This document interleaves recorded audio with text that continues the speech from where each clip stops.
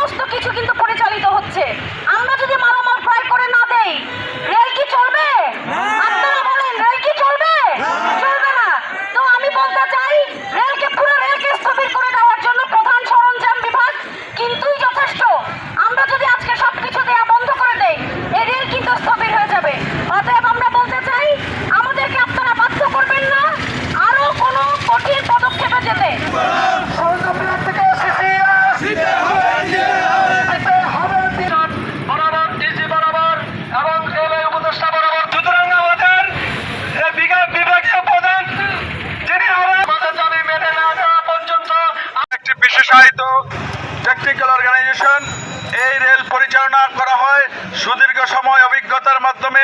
রেলে যে সমস্ত কর্মকর্তা নিযুক্ত হন, বিভিন্ন স্তরে কাজ করে তারা যে অভিজ্ঞতা অর্জন করেন, এই টেকনিক্যাল 14-15টা ডিপার্টমেন্টের টেকনিক্যাল নলেজটা গ্যাদার করার মাধ্যমে কিন্তু রেল পরিচালনা হয়। রেলকে বলা হয় স্টেট উইদিন দ্য স্টেট। এটা কোনো সাধারণ প্রতিষ্ঠান নয়। কিন্তু আমরা অত্যন্ত দুঃখের সাথে লক্ষ্য করছি, বিগত পতিত স্বৈরশাসনের যে সমস্ত কালাকানুন, বিধিবিধান, প্রস্তাব, যেগুলোর মাধ্যমে রেলকে পঙ্গু করে দেওয়ার চক্রান্ত চলেছিল, তার কোনো বিষয় আজকের এই আমাদের গণ আন্দোলনের মাধ্যমে ছাত্র জনতা, শ্রমিক জনতার গণবিস্ফোরণের বিক্ষোভের মাধ্যমে যে সরকার প্রতিষ্ঠিত হয়েছে, জনগণের সরকার, এই সময়টাতে তার সরকারের কোনো অংশকে বিভ্রান্ত করে এই যে স্বৈর শাসনের তাদের যে ফ্যাসিস্টের প্রেতাত্মা বিভিন্ন স্থানে লুকিয়ে আছে, তারা বিভ্রান্ত করার চেষ্টা করছে।